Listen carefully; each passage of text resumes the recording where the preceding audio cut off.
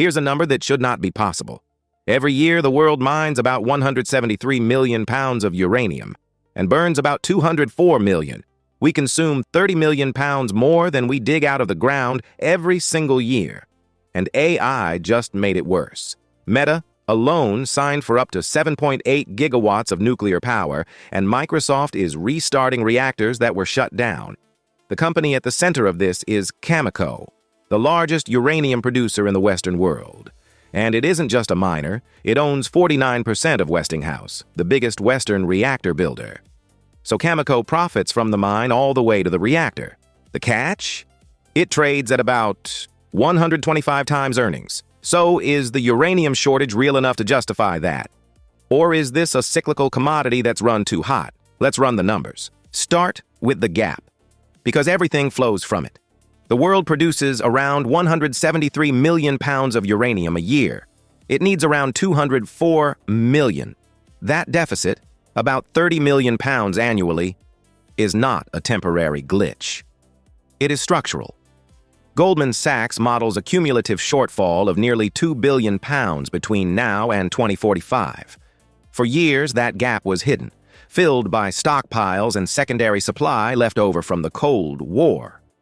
Those buffers are running thin, and the price is already moving. Spot uranium crossed $100 a pound in January 2026, the first time in 2 years. When demand structurally exceeds supply, there's only one release valve, a higher price, and the company with the pounds to sell into that is Cameco. Now, watch what that does to the financials. In the first quarter of 2026, Cameco's revenue rose to $845 million, but the profit acceleration is the real signal. Adjusted net earnings more than doubled to $203 million.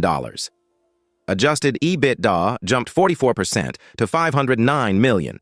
Uranium sales volumes rose 13% to 7.8 million pounds, and crucially, at higher realized prices with lower unit costs. That's the leverage in a uranium producer. When the price turns, costs are largely fixed, so almost every extra dollar of price drops to the bottom line. After a decade-long bear market, this business is finally in the part of the cycle where the numbers compound fast. So, where do the pounds come from? This is the part competitors can't copy. Cameco's mines sit in Canada's Athabasca Basin, home to the richest uranium ore on Earth. Its flagship, Cigar Lake, is the highest-grade uranium mine in the world. In 2025, it produced about 19 million pounds. McArthur River, restarted after the bear market, added another 15 million. Grade is everything in mining.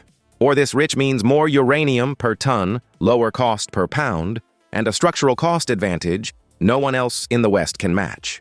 And these are in Canada, a stable, allied jurisdiction. As the West tries to pull its nuclear fuel supply away from Russia and Kazakhstan, Cameco's Tier 1 Canadian rock becomes strategically priceless. Here's the move that makes Cameco different from every other miner. In 2023, Cameco bought 49% of Westinghouse, the largest nuclear reactor builder in the Western world. So Cameco no longer just digs up fuel. It mines the uranium, it fabricates the fuel, and it earns on building and servicing the reactors that burn it, vertically integrated across the entire nuclear fuel cycle, from the mine to the reactor. And Westinghouse is winning work. New reactor contracts like Dukovany in the Czech Republic sent cash back to Cameco. Those earnings are lumpy, quarter to quarter, but the logic is powerful. When the world builds nuclear, Cameco wins twice. We followed the AI power chain to its fuel. Next, another strategic mineral the West is scrambling to reshore, rare earths with MP materials. Subscribe. So, if the price is rising, why doesn't supply just ramp up? Because it can't. Not quickly. A new uranium mine takes 10 to 15 years to permit, build, and bring online, and the world's largest producer, Kazatomprom of Kazakhstan, the Saudi Arabia of uranium, just cut its output guidance by more than 20 million pounds. Think about what that means. The biggest supplier on Earth is producing less, not more, right as demand is climbing. The supply response that would normally cap a commodity rally simply isn't there. That's why this deficit is so dangerous for buyers and so valuable for Cameco. The pounds the world needs do not exist yet, and they cannot be conjured for a decade. And demand isn't just steady. It's accelerating from a source nobody modeled 5 years ago. Data centers. AI needs enormous, constant, carbon-free baseload power, and that is exactly what a nuclear reactor delivers. So the hyperscalers went straight to the source. Microsoft is restarting the 3 Mile Island reactor. Meta contracted for up to 7.8 gigawatts of nuclear.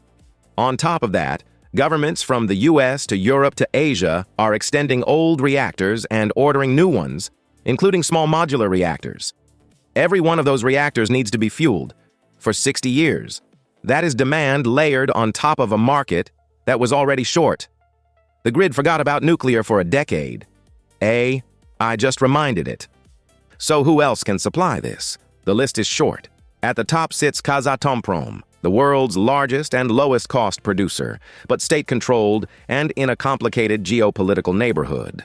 Then Cameco, the largest Western producer. France's Orano, state-owned. China's national champions, mostly feeding their own reactors. Below them, a tier of much smaller names. Uranium Energy, Energy Fuels, NextGen, Paladin, junior miners and developers, most still years from meaningful production. That's the whole field. Among investable Western pure plays at scale, Cameco stands almost alone, and it's the only one that also owns a piece of the reactor side. For an investor who wants uranium exposure with real production today, the choices are remarkably few. Now the number that scares people, about 125 times earnings. On the surface, that looks absurd, but you have to understand why. Cameco's mines are still ramping back up after years of being idled, so today's reported earnings are depressed, a trough, not a run rate.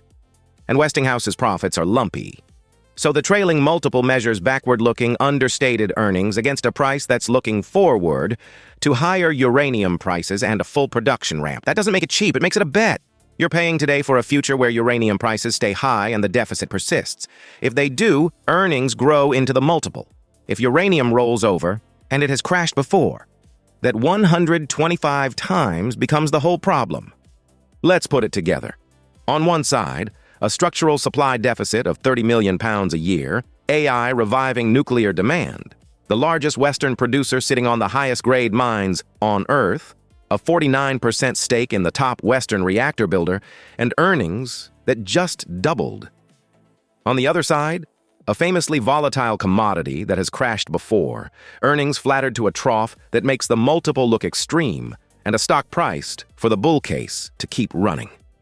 The stock near $116, about a $54 billion company. The shortage says structural.